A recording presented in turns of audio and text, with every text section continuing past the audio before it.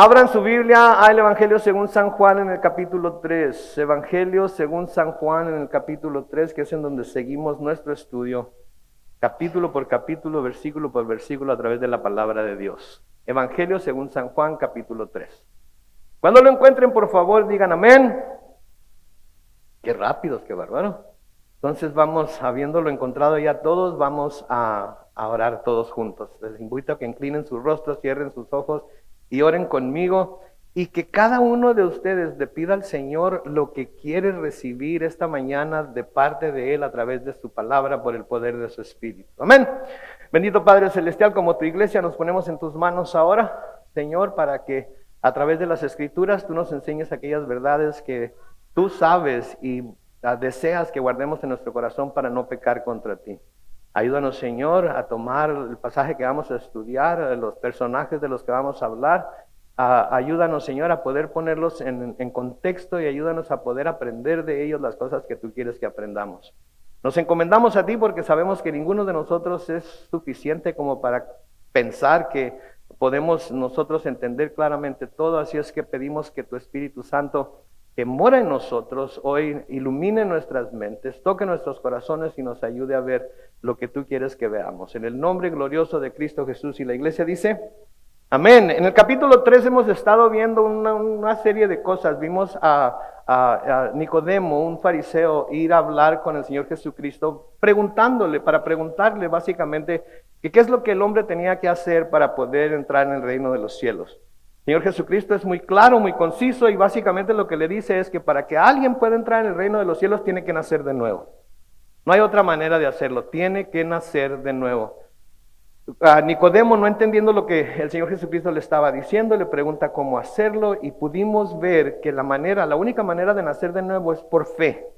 Poniendo nuestra fe, nuestra confianza en el Señor Jesucristo. Cuando eso sucede, el Espíritu Santo viene a nosotros, nos da una nueva vida, nos da un nuevo entendimiento, nos da una nueva manera de ver las cosas, y podemos entender las cosas espirituales con más claridad y comparar lo espiritual con lo espiritual, cosa que el hombre natural no puede hacer. Es la cosa que el hombre natural no puede hacer, y de hecho el hombre natural, cuando le hablamos de cosas espirituales, las toma como boberías, como tonterías, como lavadas de coco, etcétera, etcétera. Pero nosotros, por haber creído en el Señor Jesucristo, en realidad haberle creído, Él nos ha dado su Espíritu Santo, y ahora entendemos muchas de las cosas espirituales que antes no comprendíamos. Y eso es una muestra de que hemos nacido de nuevo, porque ahora la naturaleza espiritual de Jesucristo está en nosotros también. Luego, la semana pasada vimos que el Señor Jesucristo, después de esta conversación con Nicodemo, se fue al área de Judea, y mientras Él andaba en el área de Judea, estuvo Él, aunque pudimos ver que no Él, sino sus discípulos, bautizando gente. Mientras Juan el Bautista estaba bautizando en otra área de Israel que se llamaba Enón. Cuando Juan el Bautista está bautizando en aquella área, van una serie de personas, entre ellas incluyendo los judíos, que era el liderazgo religioso de la nación de Israel, los fariseos y los escribas. Y noten lo que le dicen a Juan, en Juan capítulo 3, versículo 26, dice, fueron entonces a donde estaba Juan y le dijeron, Rabí, resulta que el que estaba contigo al otro lado del Jordán, que es Jesucristo, y de quien tú diste testimonio, bautiza, y todos acuden a él. Estos hombres van y le dicen a Juan el Bautista, que todavía no había sido puesto en prisión a propósito, que Jesucristo, del cual él había dado testimonio, ahora estaba en el área de Jordán y estaba bautizando más que él, y que todos estaban acudiendo a él, dejando a Juan, por así decirlo, a un lado. Y ya no le estaban haciendo tanto caso a Juan, ya no lo andaban buscando a él como lo hacían antes, ahora buscaban a Jesucristo. Y vimos que lo que estos hombres estaban tratando de hacer es ver qué pensaba él, qué pensaba Juan el Bautista acerca de Jesucristo, y de que Jesús estaba convirtiéndose en alguien más relevante que él, y que básicamente se estaba convirtiendo en su competencia. Fueron a tentar a Juan para que a decirle las cosas que estaba haciendo Jesucristo, para que al comparar él el uno con el otro dijera, pues ¿por qué me está dejando la gente? Si yo fui enviado por Dios, yo fui como profeta, ¿por qué me está dejando la gente? Y con la respuesta que Juan nos da, nos deja saber que al fin de cuentas no hay nada que se lleve a cabo si no es por la soberana voluntad de Dios. ¿Sí? Y esto es algo que debemos entender nosotros, como lo mencionamos la semana pasada. No hay nada que no se lleve a cabo, que no pase, si no es por la soberana voluntad de Dios. Entonces, cualquier cosa que usted está pasando ahorita, por difícil que sea, o por, no sé, feliz, por bueno que sea, está pasando porque la soberana voluntad de Dios ha determinado que va a dejar que eso pase. Si está pasando por algo, una experiencia mala, dele gracias a Dios que Él camina con Él, que Él no lo deja, que Él no lo desampara. Dele gracias a Dios que las Escrituras nos dicen que para los que estamos en Cristo todas las cosas nos sirven a bien. Dele gracias a Dios que sabemos por experiencia que cuando pasamos por tiempos difíciles el Señor tarde o temprano viene y nos rescata y nos ayuda a vivir una vida productiva y alegre. ¿Sí? Dele gracias a Dios por todo eso. Y si es un buen tiempo, dele gracias a Dios porque está teniendo un tiempo de refrigerio, está teniendo un tiempo de gozo. Aprovéchelo, no lo desperdicie. Acérquese a Él a través de su palabra, dele gracias a Dios, cántele himnos y cantos espirituales, agárrese de Dios, no lo use como que todo está bien. No, ahorita es el tiempo de agarrarse de Él y poder fortalecerse en Él. Entonces noten la respuesta que Juan les da en el versículo 27. Juan les respondió: nadie puede recibir nada si no le es dado del cielo. En otras palabras, lo que Juan está diciendo es que lo que yo tengo lo recibí del cielo y el cielo me lo puede quitar cuando quiera. Y lo que Él está haciendo ahora es porque eso fue el mandamiento que Él recibió del cielo también. Entonces, yo estoy haciendo la voluntad de Dios, haciendo lo que el cielo me envió a hacer con el poder que el cielo me ha dado. Y Él está haciendo lo que es la voluntad de Dios también con el poder que tiene por el poder del Espíritu Santo, como vamos a ver más adelante, porque como ser humano necesitaba el Espíritu Santo en Él para poder hacer lo que estaba haciendo. ¿Sí? Así es que estamos haciendo cada uno lo que nos toca hacer. Y eso no me va a afectar a mí, no va a afectar mi manera de ver a Dios, ni mi manera de verme yo mismo. Eso no me va a hacer que me sienta deprimido porque ahora están yendo con Él en lugar de venir conmigo. Eso no va a hacer que me sienta triste porque de alguna manera esto me va a hacer pensar que he perdido el favor de Dios. No, Dios nos pone en el lugar en donde tenemos que estar cuando Él quiere, para lo que Él quiere, como hemos visto los martes, aunque a veces es por nuestra propia imprudencia. Pero Él nos sostiene, Él nos mantiene, Él es nuestro escudo, Él es el que levanta nuestros rostros, es el que nos da fortaleza. Amén. Entonces, Juan estaba reconociendo que Jesús también venía del cielo, comisionado para seguir con la obra que Juan había comenzado. Noten el versículo 28, que es en donde comenzamos esta mañana. Juan el Bautista, hablando aquí todavía, les dice, les aclara: ustedes mismos son mis testigos de que dije, yo no soy el Cristo, sino que he sido enviado delante de Él. Noten por favor lo que está diciendo Juan. Juan está siendo consistente en su manera de hablar, en lo que siempre dijo. Él nunca dijo, Él nunca se hizo pasar por algo que no era. Siempre les dijo que Él no era el Cristo, que Él simplemente había sido enviado delante del que sí era el Cristo para prepararle el camino. Y estaba contento con ello. Estaba contento con no ser el ungido. Estaba contento con simplemente ser aquel que iba delante del ungido, que a propósito es lo que Cristo quiere decir, para preparar el camino. Y yo creo que aquí está una de las primeras lecciones que debemos aprender esta mañana. Debemos aprender la lección que aquí se nos da a través de Juan el Bautista. Jamás debemos pensar que somos más de lo que en realidad somos. Jamás debemos pensar que somos más de lo que en realidad somos. Porque desafortunadamente hay mucha gente, inclusive en círculos cristianos, que por el tiempo que tiene caminando con el Señor, por el conocimiento que tiene de la Biblia, por los dones que Dios le ha dado o cree que Dios le ha dado, tienden a creer que han llegado a ser más de lo que en realidad son. Y algo que nos hace a todos nosotros caminar en el mismo plano, algo que nos hace a todos nosotros estar en el mismo nivel, es que todos somos pecadores, salvos por gracia, por medio de la fe. Eso nos debería de ayudar a mantener siempre los pies en el suelo. Porque no hay nadie aquí que vivió toda esta semana sin haber cometido un pecado. ya sea de palabra, de pensamiento, de obra. Es más, me atrevería a decir que hoy muchos de nosotros ya pecamos antes de venir a la iglesia. Y espero que durante el tiempo de adoración y alabanza hayamos clamado a Dios pidiéndole que nos perdone, pidiéndole que tome del fuego del altar, que tocara nuestros labios y nuestras manos para que pudiéramos alabarle con toda confianza, sabiendo que vinimos al lugar en donde podemos ser purificados por el fuego abrasador del Espíritu Santo de Dios. Entonces todos estamos no importa cuánto tiempo tengamos de caminar con el Señor, quizás tengamos un poco más de experiencia, y por estar caminando con el Señor y mantenernos en Él, hemos sido hechos libres de más cosas de que otras personas han sido hechas libres, pero las personas que todavía están batallando con algo, es por la gracia de Dios que nosotros ya no estamos batallando con esas cosas. Entonces nunca, así como Juan el Bautista, nunca debemos pensar que somos más de lo que somos.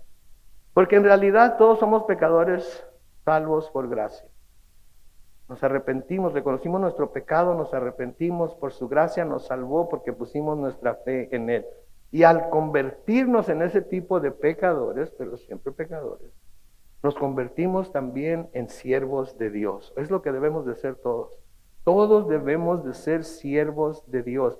Y en el reino de Dios, el que quiere ser más que los demás, escuchen esto, el que quiera ser más que los demás, puede serlo. Cualquiera de ustedes puede ser más que todos los demás de nosotros. Inclusive más que el pastor. En el reino de los cielos todos tenemos la habilidad para ser más que los demás. Pero hay un solo requisito. Obviamente ser salvos es uno de ellos. Pero el otro requisito es que para poder ser más que todos los demás, debemos ser siervos de todos los demás. Debemos estar dispuestos a servir a todos los demás. En Marcos capítulo 10, los versículos 42 al 46, Marcos 10, 42 al 46 dice, pero Jesús los llamó y les dijo, hablando de sus discípulos, como ustedes saben, los gobernantes de las naciones las dominan y los poderosos les imponen su autoridad. Pero entre ustedes no debe ser así. Más bien aquel de ustedes que quiera hacerse grande será ¿qué? Y aquel de ustedes que quiera ser el primero será ¿qué? Su esclavo. Versículo 45, porque ni siquiera el Hijo del Hombre, hablando de quién, de sí mismo, vino para ser servido, sino para servir y para dar su vida en rescate por muchos. Así es que si usted no está sirviendo a sus hermanos, si usted no está sirviendo, y vamos a decir a sus hermanos en la iglesia, obviamente, pero también los hermanos en la casa, los hermanos en el trabajo, porque todos tenemos parientes que son creyentes, quizás compañeros de trabajo que son creyentes, y definitivamente los hermanos de la iglesia que son creyentes. Si nosotros queremos ser primero entre ellos, debemos convertirnos en esclavos de todos. Y si no estamos sirviéndonos los unos a los otros a todos, no tenemos ningún derecho de nombrarnos como que somos más que los demás. No importa que tengamos el título de pastor, de obispo, de diácono, de líder, de anciano, no importa. Si no estás sirviendo al cuerpo de Cristo, entonces nunca de los nunca trates de pensar o creer que de alguna manera espiritualmente eres más que los demás. Nunca. Pero si estás portándote como siervo, entonces puedes pensar y saber que eres más que los demás. Pero la humildad del siervo de Dios no permite que el siervo se exalte a sí mismo delante de todos los demás. ¿Por qué? Porque sabe que lo único que está haciendo es la voluntad de Dios.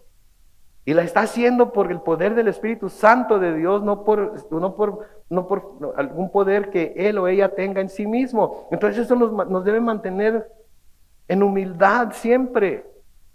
¿Sí? Y no podemos decir, pues es que yo soy el más humilde de la iglesia. Porque en cuanto digo yo soy el más humilde de la iglesia, que ahí se fue al pozo la humildad. ¿Verdad? Ahí se fue. Y no confundamos, la humildad a menudo se compara con la pobreza, ¿verdad? Pero hay pobres muy orgullosos también, ¿verdad? Mi mamá tiene un dicho que el hambre nos tumba, pero el orgullo nos levanta. Entonces tenemos que tener mucho cuidado cuando creemos inclusive que somos bien humildes. Porque al creernos nosotros que somos bien humildes, estamos echando por la borda la humildad. Que los demás digan que somos humildes. Pero nosotros mismos, hablar de nosotros mismos de esa manera, no es humildad.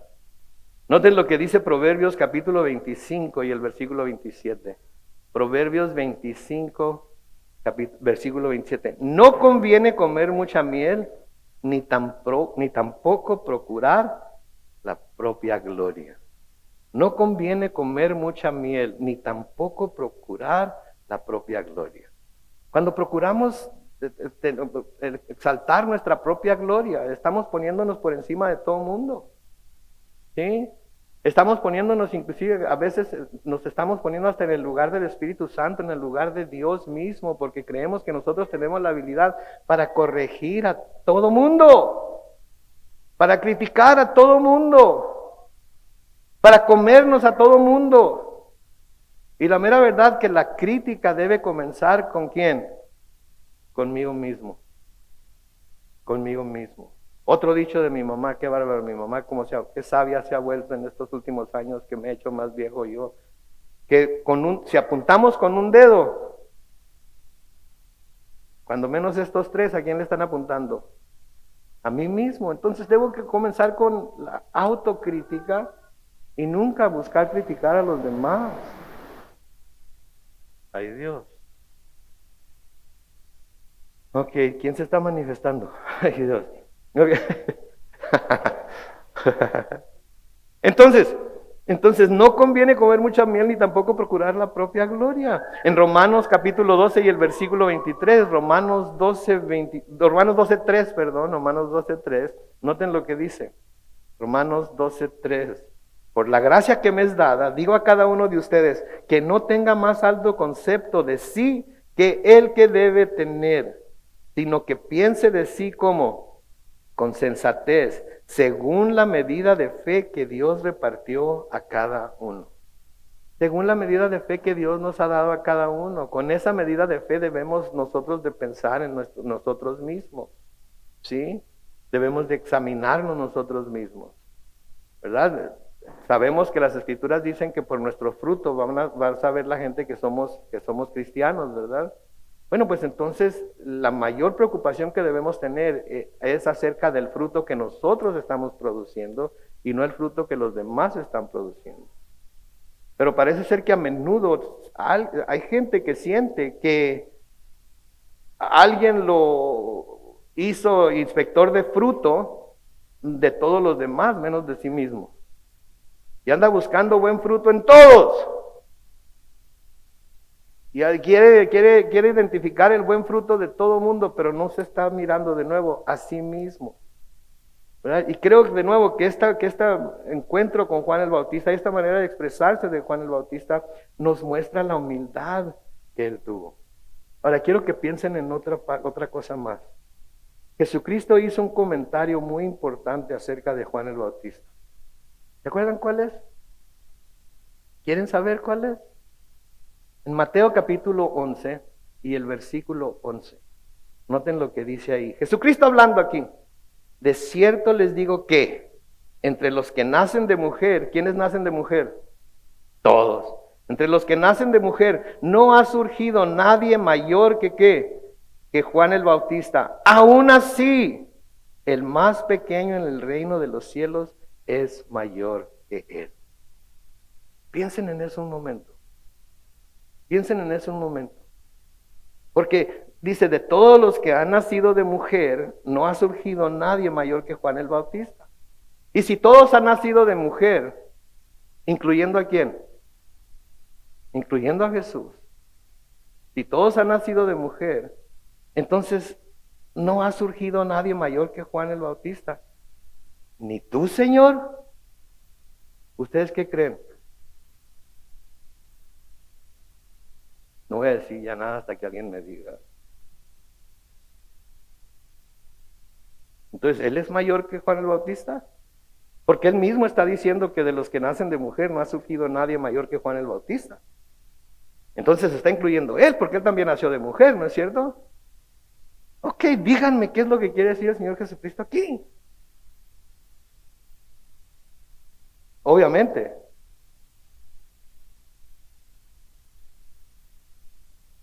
Aún así, el más pequeño en el reino de los cielos es mayor que él. Al que quiera ser más que todos, ¿qué tenía que ser? Tu siervo, ser tu esclavo. Y el Señor Jesucristo no vino para ser servido, sino para qué? Sino para servir. Entonces Jesucristo es el mayor porque nació de mujer también. ¿Por qué? Porque Él estuvo dispuesto, aún en su posición de Dios, aún en su posición de ungido, estuvo dispuesto a servir a todo mundo y a rescatar a aquel que estaba perdido. ¿Sí? Entonces nuestro mayor ejemplo acerca de la humildad es nuestro Señor Jesucristo. Y ese es el tipo de humildad que todos nosotros debemos tener. Pónganse a pensar en esto, y si tienen alguna pregunta después me la hacen, pero pónganse a pensar en esto. Jesús ha existido desde la eternidad pasada y existirá hasta la eternidad futura. Estaba con el Padre, siempre ha estado con el Padre. Pero escuchen esto, cuando Jesús tomó cuerpo humano, lo tomó para no dejarlo jamás. Por toda la eternidad Él permanece un hombre. Él permanece un ser humano en el cielo, con un cuerpo glorificado ya, pero un ser humano. ¿Se dan cuenta de qué tan grande fue la humillación de Cristo al tomar un cuerpo como el nuestro para poder venir a salvarnos? ¿Se dan cuenta de la humildad tan tremenda que tuvo que tener Dios mismo para decir, voy a tomar un cuerpo como el de ellos para poder ir a salvarlos a ellos, para que me puedan escuchar, para que puedan aprender de mis labios lo que es la verdad, lo que es en realidad lo que necesita para ser salvos, aunque tenga que convertirme en hombre y permanecer así para el resto de toda la eternidad? Creo que nadie de nosotros podemos imaginarnos lo que eso significaría para Dios. Sin embargo, hay ciertas situaciones en las que nosotros decidimos que no vamos a ser humildes, que no vamos a dejar, que no vamos a permitir ser humillados, que no vamos a permitir que se nos diga, que se nos haga, porque no estamos para recibir este tipo de humillación, porque no tengo esa clase de humildad. Sin embargo, el Dios del universo mostró su humildad haciéndose siervo de todos. Y luego noten lo que Juan les sigue diciendo a estas personas que le fueron a comunicar que Jesús estaba bautizando más y que todos estaban yendo a él. Noten en el versículo 29, el que tiene la esposa es el esposo, pero el amigo del esposo que está a su lado y lo oye, se alegra mucho al oír la voz del esposo. Así que esta alegría mía ya se ha cumplido. Te están dejando a ti por ir con él, no le hace. Yo estoy lleno de alegría. Él está siendo más relevante que tú ahora, no le hace. Yo estoy lleno de alegría. A él lo están buscando, está haciendo milagros, está haciendo esto, está haciendo el otro, no le hace. Yo estoy alegre por ello. ¿Por qué? Porque Juan el Bautista estaba reconociendo que el esposo, el ungido de Dios, que donde iba a formar a la iglesia, a la cual se le llama la esposa de Cristo, había llegado y él estaba haciendo lo que Dios lo había enviado a hacer. Entonces, de nuevo, Juan está reconociendo que Cristo es el que importa aquí, que Jesús es el importante. Juan se está poniendo en el lugar del amigo del esposo. Noten, el que fue mayor, que haya nacido de mujer, el que fue mayor está también humillándose, haciendo a un lado su estatus para dejarle al esposo, que es Jesucristo, el lugar que a él le correspondía. Sí, normalmente el amigo del esposo era el que se encargaba de organizar los preparativos de la boda, era el que se encargaba de dirigir la boda, era el que se encargaba de presidir en el banquete de la boda. Y cuando el amigo del esposo terminaba su trabajo, ¿sabe qué tenía que hacer el esposo? Hacerse a un lado y dejar que el esposo tomara las riendas. Hacerse a un lado y dejar que el esposo tomara las riendas. Y el amigo no iba con el esposo y le decía, yo te ayudé tanto, yo hice tanto, yo gasté tanto, yo bla, bla, bla, bla, bla, ocupé una semana de mi tiempo. No, se alegraba de que finalmente el esposo hubiera llegado, se acercara a su esposa, porque para eso había sido llamado el amigo, para preparar todo para que cuando el esposo llegara pudiera tener un camino libre hacia estar con su esposa, consumar el matrimonio y vivir felices para el resto de la vida. Entonces la persona que se tomaba como amigo tenía que ser un muy buen amigo, ¿no es cierto? Tenía que ser un muy buen amigo para poder invertir su tiempo, su talento, quizás hasta su tesoro, para que el propósito del matrimonio entre el esposo y su esposa pudiera llevarse a cabo. Entonces la alegría de Juan provenía de ver el éxito del esposo. ¿Se dan cuenta? Ni siquiera en que él hubiera hecho su trabajo bien. La alegría de Juan provenía de ver el éxito del esposo. Y mis hermanos, eso es lo que nos debe traer alegría a nosotros también. Eso es lo que nos debe traer alegría a nosotros también, que el propósito del Señor se cumpla en nosotros y en los demás. Y cuando vemos que el propósito del Señor se está cumpliendo en nosotros y en los demás, entonces podemos alegrarnos, pase lo que pase, estemos pasando por lo que estemos pasando. No nos alegramos de lo que está pasando, nos alegramos en lo que está pasando, porque sabemos que Dios tiene un propósito.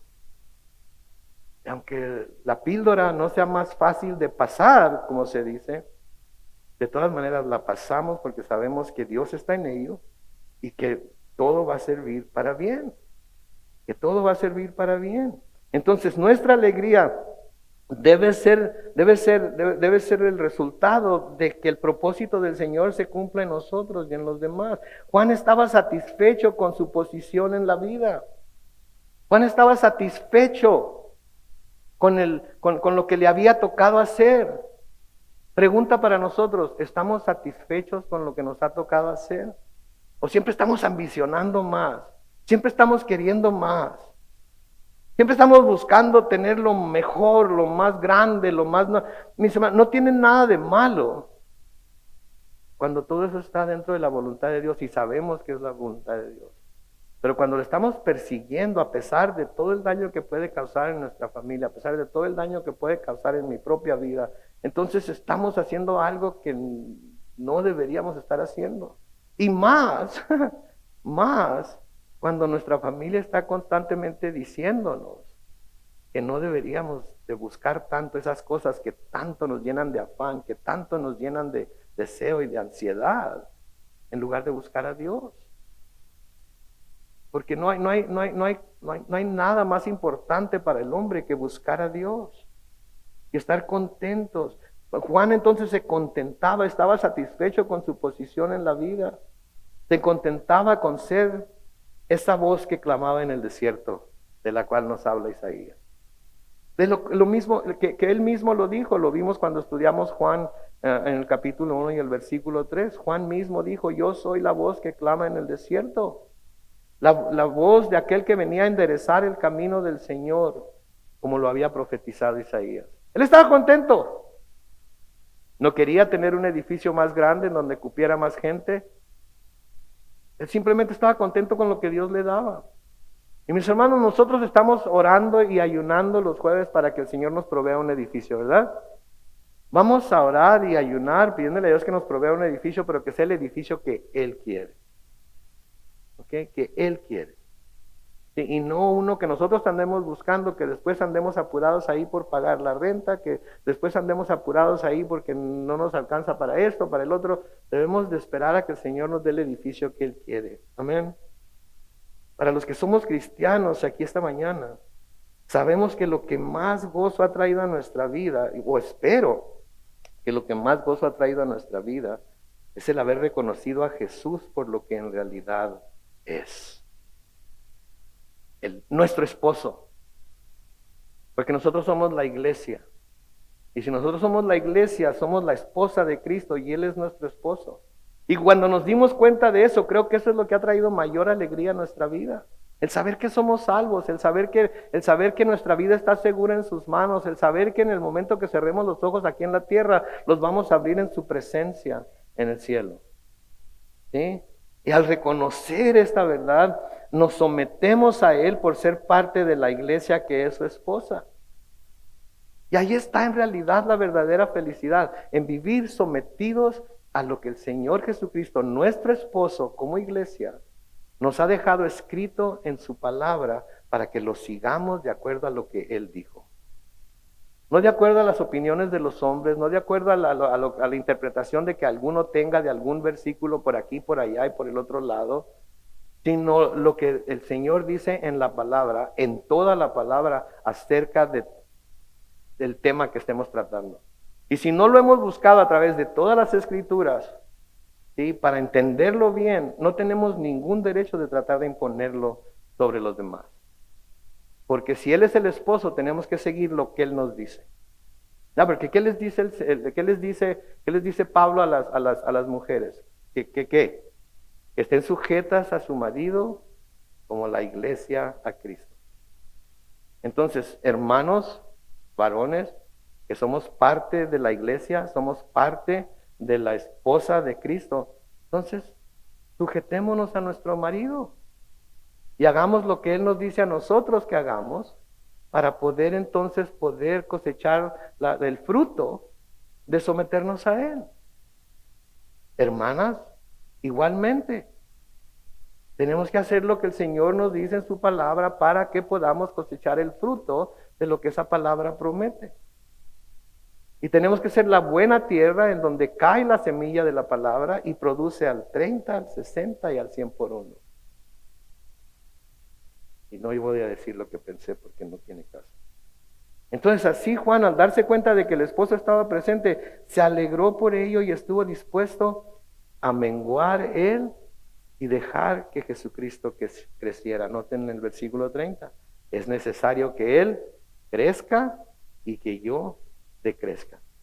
Juan el Bautista admitió e insistió en que Jesús tenía que aumentar en popularidad y que él, Juan, tenía que disminuir.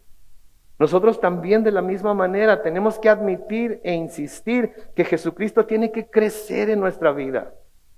Su influencia sobre nosotros tiene que crecer, tiene que ir conforme vamos caminando con el Señor. Su influencia en nuestra vida, la influencia de su palabra en nuestra vida, la dirección del Espíritu Santo en nuestra vida está constantemente tomando más y más y más el control y nosotros disminuimos. El problema es que llegamos a veces a situaciones y a lugares en nuestra vida en las que no estamos dispuestos a ceder porque va contra nuestra naturaleza. Y ahí es cuando necesitamos el poder del Espíritu Santo para que Él crezca y nosotros disminuyamos. Como creyentes y siervos de Dios, de nuevo, esta debe ser la meta. Nosotros desaparecer nuestra manera de pensar, morir a nosotros mismos. Es muy difícil, ¿verdad? Es muy difícil morir a nosotros mismos, a nuestros deseos, aspiraciones, etcétera, etcétera. Es muy difícil. Porque algunos hemos estado trabajando toda la vida para lograrlo. Pero esta es una pregunta para cada uno individualmente. ¿No se ha cansado de andar tras de lo mismo por tanto año y no alcanzarlo?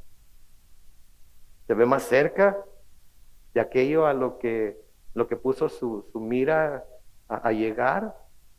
¿O sigue igual de lejos de ello? ¿O le está causando más dolores de cabeza que alegrías? ¿Será que hay que ceder a algo para dar lugar a la voluntad de Dios que se lleve a cabo en nuestras vidas y así poder recibir lo que tanto queremos? Una de mis experiencias más que me ha mostrado más que el ceder es abrir la puerta para que Dios dé, es cuando tiene uno un deseo muy grande y he tenido yo algunos. No les voy a dar particulares, pero he tenido yo algunos en los que eso que tengo delante, eso que vi, eso que me gusta mucho, lo quiero y a como dé lugar lo voy a tener que tener. Y por más que lo he intentado, no se ha hecho. Pero luego llegó el momento en el que dije, bueno, pues a lo mejor no es la voluntad de Dios que lo tenga. Entonces, Señor, te lo entrego. Ya no lo quiero. Bueno, conformo con lo que tengo. Y no pasa mucho tiempo antes de que el Señor envíe a alguien o a través de alguien me diga, ¿te acuerdas de aquello que querías? Aquí lo tienes. ¿Por qué? Porque estuve dispuesto a soltar lo que quería, dejarlo por la paz y dejarle a Dios que Él proveyera cuando Él quería. ¿Se acuerdan la prueba más grande que tuvo Abraham? ¿Cuál fue la prueba más grande que tuvo Abraham? Entregar a su hijo, sacrificar a su hijo. ¿Qué le dijo el Señor? Abraham, toma a tu hijo, a tu único hijo, a quien tú amas, y llévalo a un monte que yo te diré y ahí lo vas a sacrificar. Uf, échense ese trompo a la uña. ¿Qué harían? ¿Qué harían? Mamás. ¿Qué harían si su esposo les dijera, ¿sabes qué? Voy a agarrar al chamaco y me lo voy a llevar porque el Señor me pidió que lo sacrificara en el monte? Estoy seguro que si son como mi esposa era, le sacarían los ojos al marido antes de dejarlo que se llevara el chamaco. Pero Abraham estuvo dispuesto, tomó a su hijo, tomó la leña, tomó el cuchillo, tomó el fuego, y se lo llevó. Lo puso en el altar. No se nos dice si lo amarró, pero normalmente el sacrificio tenía que estar amarrado porque desafortunadamente los sacrificios tenían la tendencia a bajarse del altar, ¿verdad? Y es lo que a veces hacemos nosotros también cuando somos llamados a sacrificar nosotros mismos, ¿verdad? Lo pone en el altar, levanta el cuchillo y está por clavárselo en el corazón. ¿Y qué hace Dios? ¿Sabes qué, Abraham? No lo hagas. Ahora me doy cuenta de que estás dispuesto a ponerme a mí antes que cualquier cosa. Hermanos, a veces el Señor nos pide que dejemos cosas muy valiosas para nosotros, que nos traen mucha felicidad, que nos traen mucha alegría, pero no nos pide que las dejemos sin tener planeado darnos algo mucho mejor. ¿Sí? No nos pide que las dejemos sin tener planeado darnos algo mucho mejor. Entonces, mantengamos el ejemplo de Juan en mente. Él siempre estuvo contento con lo que le tocó hacer en la vida. Y cuando se llegó el momento en el que él tenía que hacerse a un lado y dejar que Jesús hiciera lo que él venía a hacer, no tuvo ningún problema con alejarse y dejarle el camino abierto a él, porque eso era lo que había venido a hacer. Ahora, en los siguientes versículos, Juan explica por qué es que Jesús tenía que crecer. Noten el versículo 31. En el versículo 31 dice, el que viene de arriba está por encima de todos. El que es de la tierra es terrenal y habla cosas terrenales. El que viene del cielo está por encima de todos. Número 1, entonces, la razón por la que Jesús tenía que crecer y él tenía que decrecer era porque Jesús era de origen divino. Era de origen divino. El que viene de arriba, obviamente, se refiere a Jesucristo. El que es de la tierra se refiere a Juan el Bautista. Entonces, porque Él es divino, le tengo que dejar el camino abierto a Él. ¿Sí? ¿Cuántos de nosotros somos divinos? Levanten la mano todas las divinidades que hay aquí con nosotros. Obviamente que no, ninguno, ¿verdad? ¿Quién es el único divino? Entonces, de nuevo, tenemos que abrirle el camino a Él. Quitar lo que pudiera estorbar, las cosas que no nos dejan crecer, las cosas que nos evitan caminar más cerca de Él, escuchar su voz, estudiar las escrituras y recibir de Él lo que Él quiere que recibamos.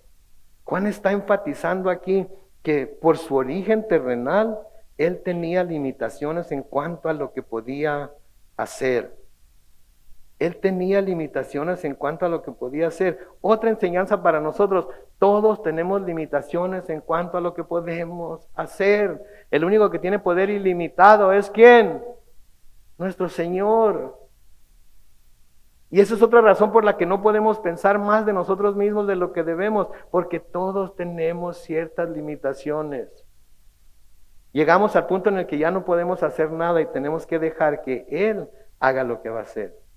Jesús, en cambio, es del cielo y está por encima de todo. De todo. Por encima de todo. Él descendió del cielo, vivió en la tierra por 30 y tantos años, murió, fue resucitado, sepultado y resucitó. ¿Y luego a dónde volvió? Al cielo de donde había venido. Quiere decir que Él siempre ha estado y siempre estará por encima de todo. Y esto nos habla de la preeminencia de Jesús sobre todas las cosas. La preeminencia de Jesús sobre todas las cosas.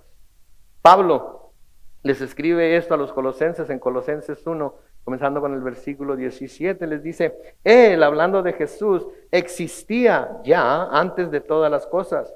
Y por Él, hablando de Jesús, se mantiene todo en orden. ¿Por quién se mantiene todo en orden? Si Él puede mantener todo el universo en orden, ¿ustedes creen que no tiene el poder para mantener nuestra vida en orden también si se la encomendamos a Él? Si se la confiamos a Él. ¿Qué dice Pablo? Yo sé en quién he creído y sé que es que fiel para guardar mi depósito hasta aquel día. Entonces debemos depositar todo lo que somos en Él, porque Él lo mantiene todo en orden. Versículo 18, Él es la cabeza del cuerpo, que es ¿quién? La iglesia. Él es el principio, el primogénito de entre los muertos para tener la preeminencia en cuanto, en todo. Porque al Padre le agradó que en Él, en Jesucristo, habitara toda plenitud.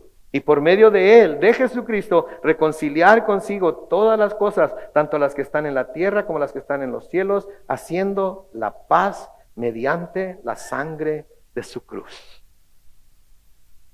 Hermanos, tenemos paz con Dios porque Jesucristo estuvo dispuesto a humillarse hasta la muerte y muerte de cruz. No había ni habrá mayor humillación que esa para nadie. Especialmente porque no lo merecía. Si lo hubiera merecido, si hubiera sido un criminal, si se le hubiera podido culpar de algo, entonces podríamos decir la muerte fue cruel, pero la muerte fue justificada, pero él nunca hizo absolutamente nada que mereciera la muerte. Y hasta mismo Pilato lo reconoció. Pero él tuvo que venir y morir. Para reconciliarnos con Dios, para tener paz con Dios por medio de la sangre de su cruz. Versículo 32 dice que el que viene de arriba da testimonio de lo que vio y oyó, pero nadie recibe su testimonio. Noten, hablando del que viene de arriba, dice que él da testimonio de lo que vio y lo que oyó, pero nadie recibe su testimonio. Piensen un momento en esto. Él da testimonio de lo que vio y oyó. ¿De dónde vino Jesús? Del cielo. Quiere decir que todo lo que hablaba, lo hablaba porque lo había oído en el cielo del Padre. En el cielo, de boca del Padre. Lo recibió, pero nadie recibe su testimonio.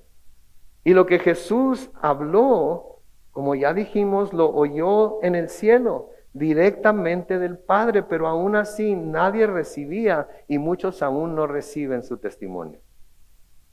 Porque primero tienen que creer que vino del cielo y luego tienen que creer que su testimonio es verdadero. ¿Sí? Tienen que creer que su testimonio es verdadero.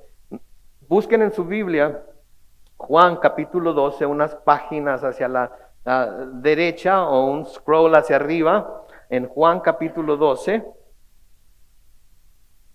Vamos a adelantarnos un poco, lo vamos a volver a tratar más detenidamente cuando lleguemos a ese capítulo en unos cuantos años.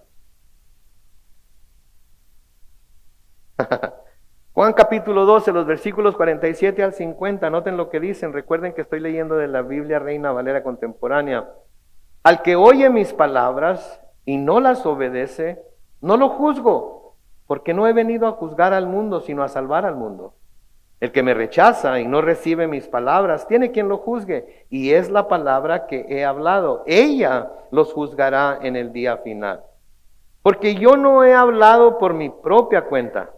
El Padre que me envió me dio también el mandamiento de lo que debo decir y de lo que debo hablar. Y sé que su mandamiento es vida eterna. Por lo tanto, lo que yo hablo, lo hablo como el Padre me lo ha dicho.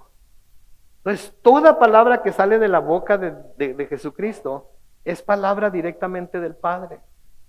Si usted tiene una Biblia con letras rojas, que las letras rojas son las palabras que el Señor Jesucristo habló, nada más con leer las letras rojas puede darse cuenta de quién es Jesús y la obra que vino a hacer. Nada más con eso, porque esas palabras son directas de Jesucristo y son directas de Dios. Pero ¿qué nos dice en Juan capítulo 1 y el versículo 11? A lo suyo vino y los suyos no le recibieron. A los suyos vino y los suyos no le... Nadie oía su testimonio. Y mucha gente sigue rehusándose a oír el testimonio de Cristo.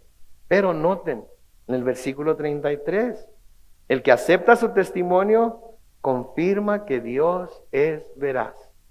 En otras palabras, como yo les estoy dando la palabra de Dios, si aceptan mi testimonio, lo que en realidad están aceptando es el testimonio ¿de quién? Del Padre. Y al aceptar el testimonio del Padre, están confirmando que Dios siempre dice la verdad.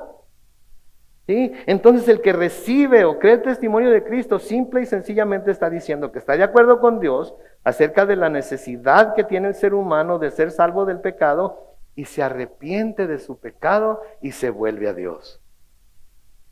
Pero es solamente el que acepta el testimonio de Jesús, porque está aceptando el testimonio del Padre. Y el que rechaza el testimonio de Jesús, pues ¿cómo sé que Jesús era el Hijo de Dios? ¿Cómo sé que Jesús vino? ¿Cómo sé que Jesús esto y el otro? No está rechazando solamente a Jesús, está rechazando ¿a quién? Está rechazando a Dios también. Sí, está rechazando. Y el que no honra al Hijo tampoco está honrando al Padre.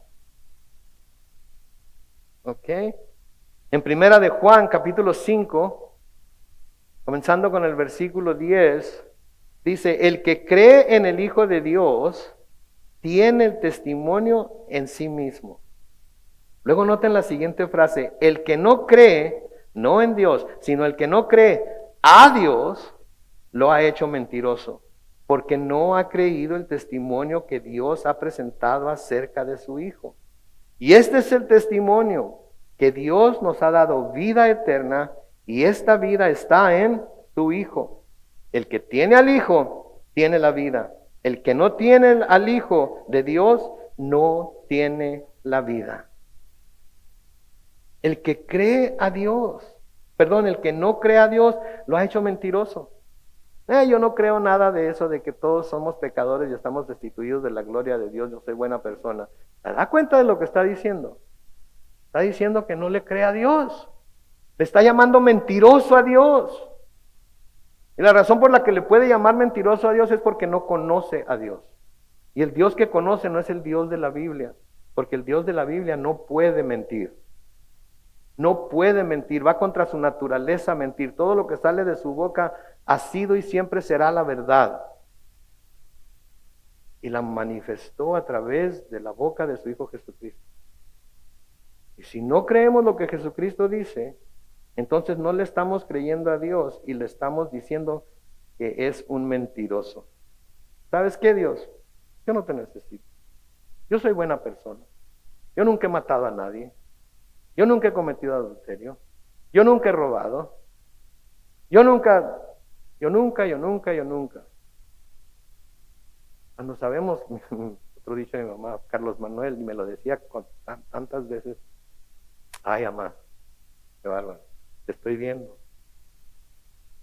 Porque me ve todos los domingos, me ve. Entonces yo sé, pero a veces tengo que tener cuidado con lo que digo de mi mamá. Pero mi mamá me decía siempre, Carlos Manuel, tú tienes cara de que no rompes un solo plato. Y todos los tienes rotos. Todos podemos poner cara de que no rompemos un plato, ¿no es cierto? Cuando nos conviene. Pero ¿cuántos de nuestros platos están rotos? Dios sabe. ¿Verdad? Los demás quizás no sepan, pero Dios sí sabe. Entonces el que no le cree a Dios lo está haciendo un mentiroso, está diciendo, ¿sabes qué, Dios? Eres un mentiroso. Eso eres un mentiroso. Yo no soy pecador, yo no hay razón por la que no pueda entrar en el cielo, si es que hay cielo, no hay razón. Versículo 34 dice, porque el enviado de Dios habla las palabras de Dios, pues Dios no da el Espíritu por medida. El Espíritu Santo le fue dado a Jesús por completo. ¿Ok? Al creyente el Espíritu Santo le es dado, pero le es dado por medida. ¿Se acuerdan? De acuerdo a la medida de fe. Le es dado por... Imagínense tener todo el poder de Dios en el Espíritu Santo en nosotros. ¿Cuántos nos aprovecharíamos de ese poder? Alguien nos hace daño, ¡paz! Rayos de volada. ¿Sí? Alguien nos quita algo y, ¿sabes qué? Al cárcel luego. Imagínense tener todo el poder de Dios infinito, ilimitado, con una mente tan limitada y corrupta como puede ser la nuestra, con un corazón tan malvado como el que tenemos. Pero Jesús, por ser el perfecto Hijo de Dios, a Dios le dio el Espíritu sin medida, se lo dio por completo. Y las tres personas de la Trinidad son mencionadas aquí. Dios el Padre envió al Hijo y le dio el Espíritu sin medida. En Isaías capítulo 11, los versículos 1 y 2 dice: una vara saldrá del tronco de Yesé. Yesé era el padre de David. Un vástago retoñará de sus raíces. Y sabemos que David era el padre finalmente del que iba a ser el Mesías. Versículo 2, y el Mesías es Jesucristo. Versículo 2, Isaías 11:2. Sobre él reposará el Espíritu del Señor, el espíritu de sabiduría y de inteligencia, el espíritu de consejo y de poder, el espíritu de conocimiento y de temor del Señor. Todos los aspectos del Espíritu Santo se manifestaron en Jesús. Y todos. Nosotros debemos de pedir que el Espíritu Santo nos lleve a tener estas habilidades, para tener sabiduría, para usar bien la inteligencia, para poder aconsejar, ¿sí? Para tener el poder, primeramente para poder vivir como Él quiere que vivamos, ¿sí? Y para tener conocimiento y temor al Señor. Definitivamente lo necesitamos. Cada vez que vamos a orar al Señor, debemos de pedirle: Señor, hoy voy a necesitar inteligencia por la situación por la que estoy pasando. Hoy voy a necesitar sabiduría para remediar el problema. ¿Sí? ¿Sí? Hoy voy a necesitar, tengo que aconsejar a alguien por el poder del Espíritu. Ayúdame a dar palabras de consejo y palabras de ánimo, palabras de amonestación y de reprensión si tengo que, pero que sea dada por tu Espíritu y no por lo que yo pienso. Que sea dada por tu Espíritu y no por lo que hay en mi corazón, porque yo creo que las cosas deben ser hechas así, y si no se hacen así no están bien. Tiene que ser el Espíritu de Dios. Señor, dame el poder para vencer a mi enemigo. El enemigo más grande que tenemos es ¿quién? Nosotros mismos. Nos gusta echarle la culpa al diablo, porque si le echamos la culpa al diablo, evadimos nuestra responsabilidad. Pero somos nosotros mismos y nuestro corazón, que es que engañoso y malvado. ¿Quién puede conocerlo? Entonces debemos de pedirlo, pero en Jesús estuvo todo presente al mismo tiempo. Jesús vino a traerle al hombre toda la verdadera, a mostrarle al hombre la verdadera naturaleza, los verdaderos atributos y la verdadera palabra de Dios. No vino a traer opiniones, no vino a establecer tradiciones, no vino a confirmar lo que los escribas y los fariseos, y en nuestros tiempos lo que los pastores y lo que los obispos y lo que los padres y lo que los rabinos dicen. Vino a confirmar la verdadera palabra de Dios. Por eso lo escuchamos a Él. Por eso estudiamos su palabra. La opinión de su pastor no sirve de nada si no está basada en lo que la palabra de Dios dice. Y cuando no esté basada en la palabra de Dios, por favor, no lo haga. Al contrario. Llámeme, diga: pastor, quiero hablar con usted. Usted diga solas, ¿ok? ¿Sabe qué? Aquí creo que usted la regó. ¿Ok? Vamos a platicar. Pero no diga: pues el pastor dijo. Porque cuando llegue al cielo, llega con Dios queriendo decir: pues el pastor dijo. ¿Y quién es tu pastor? Por favor, no eche tan grande responsabilidad sobre mis hombros. No los puedo llevar. Pero lo admito, se lo digo, para que no vea en mí a alguien que lo puede llevar al cielo. Yo le puedo señalar el camino, que es Cristo, pero usted tiene que decidir si va a seguir ese camino o no.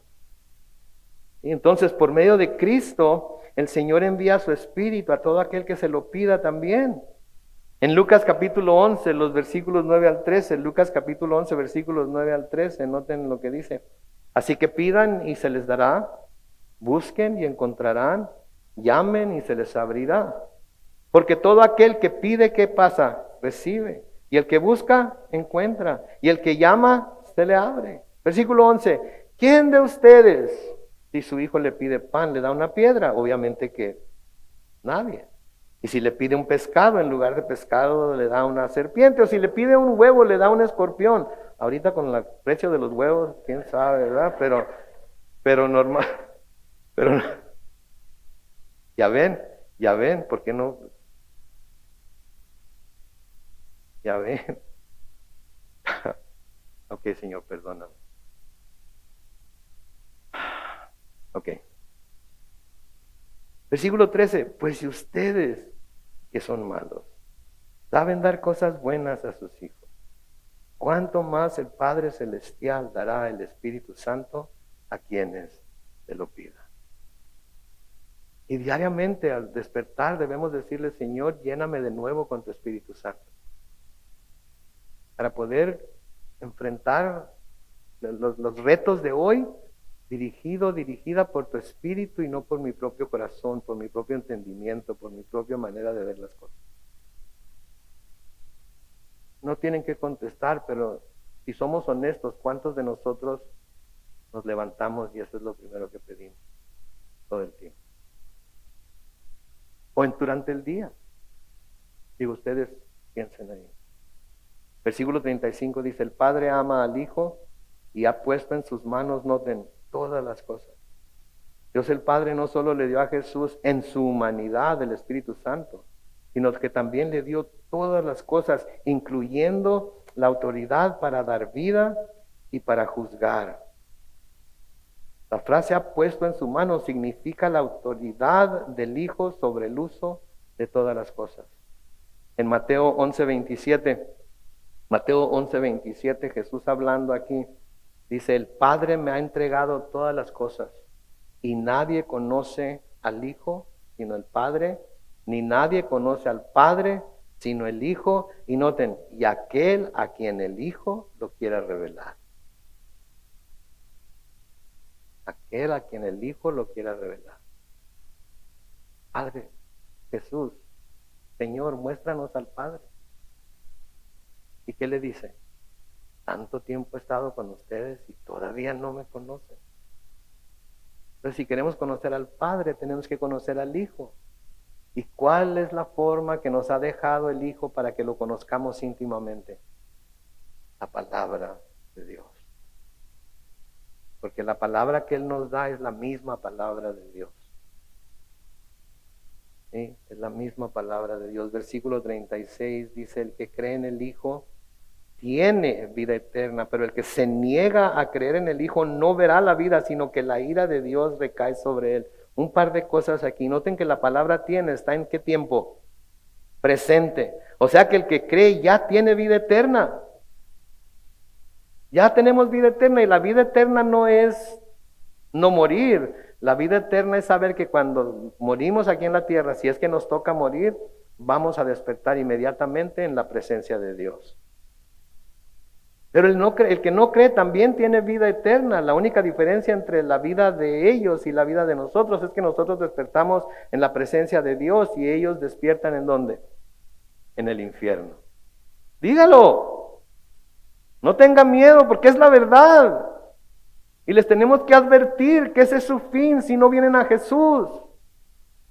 ¿Sí? Entonces el que cree en el Hijo ya tiene vida eterna. Está en tiempo presente. No estamos esperando para ver si vamos a lograr obtenerla. El hecho de creer en Cristo y de someternos a su voluntad nos da la seguridad de que la vida eterna es nuestra. En Primera de Juan capítulo 5, los versículos 9 al 13, Primera de Juan 5, versículos 9 al 12, dice, si aceptamos el testimonio de los hombres, mayor es el testimonio de Dios, porque este es el testimonio que Dios ha presentado acerca de su Hijo. Versículo 10, el que cree en el Hijo de Dios tiene el testimonio en sí mismo, el que no cree a Dios lo ha hecho mentiroso, porque no ha creído en el testimonio de Dios que Dios ha presentado acerca del Hijo. Y este es el testimonio, que Dios nos ha dado vida eterna, y esta vida está en su Hijo. El que tiene al Hijo tiene la vida. El que no tiene al Hijo de Dios no tiene la vida. Pero luego noten la segunda parte del versículo 36. Pero el que se niega a creer en el Hijo no verá la vida, sino que la ira de Dios recae sobre él. Noten, no quiere decir que no pueda creer, quiere decir que no quiere creer. El que se niega a creer. ¿Qué quiere decir eso? No querer, no aceptar algo. Si entonces no se trata de poder creer, se trata de negarse a creer, de no querer creer. O es que yo no puedo creer todas esas cosas. No es que no puedas, es que no quieres. Porque querer significa que te vas a someter a Él. Querer significa que vas a buscar hacer su voluntad y no la tuya. Querer significa que dirigido por el Espíritu Santo, vas a dejar algunas cosas, vas a tener que dejar algunas cosas que ahorita estás haciendo, que ahorita estás practicando, que no están bien. Entonces no es que no puedas, es que te niegas a creer. Mis hermanos, Dios amó tanto al mundo que dio a su Hijo unigénito, pero Dios ama tanto a su Hijo que todo aquel que conscientemente se niegue a creer en Él, con todo lo que esto implica, está ya bajo la ira de Dios. ¿Se dan cuenta de eso? Dios amó al mundo de tal manera que dio a su Hijo unigénito para que todo aquel que en Él cree no se pierda, mas tenga vida eterna. Pero Dios ama tanto a su Hijo que todo aquel que conscientemente se niegue a creer en Él, con todo lo que esto implica, está bajo la ira de Dios.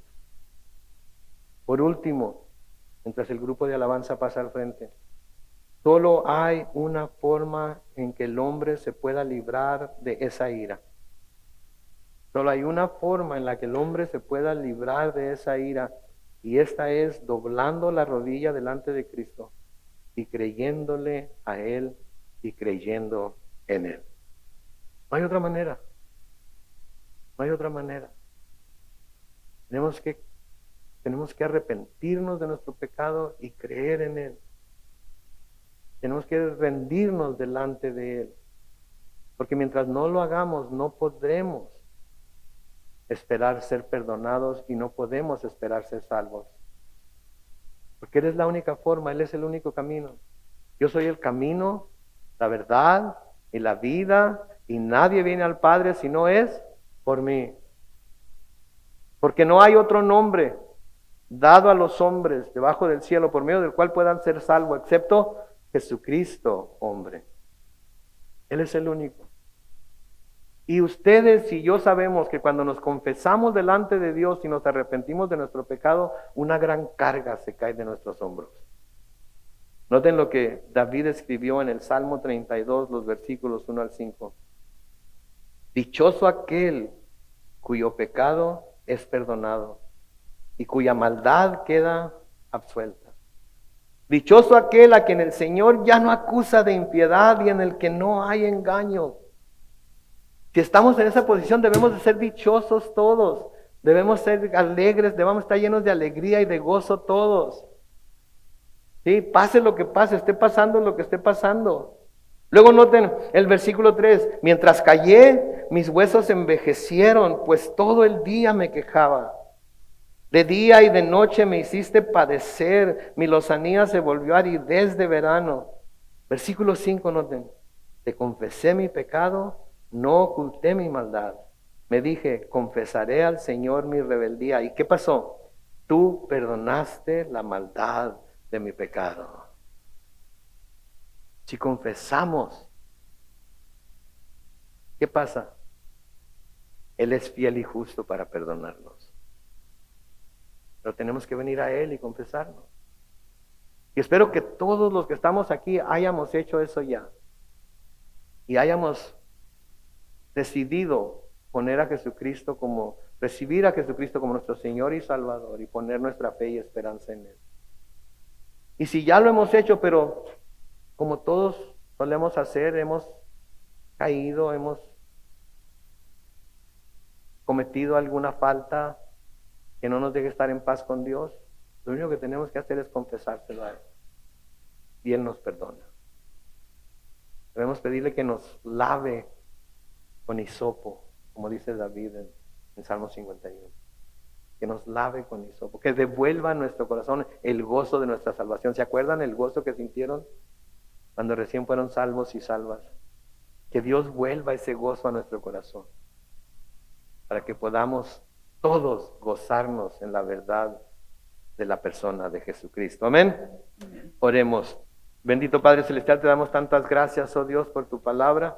Te damos gracias, Señor, por todo lo que nos has enseñado a través del libro de Juan. Seguimos anticipando que nos enseñarás mucho más y seguimos anticipando que cada vez que nos acerquemos a estudiarlo, Señor, tú nos lavarás con el agua de tu palabra, nos darás el entendimiento, el del Espíritu Santo, y nos ayudarás a comprender lo que tus palabras nos quieren decir y nos ayudarás a creer que tus palabras vienen directamente del Padre a través de ti, que tu Espíritu Santo las confirma en nuestros corazones y que al confirmarlas en nuestros corazones, nuestro deber es ahora buscar ponerlas en práctica en nuestra vida.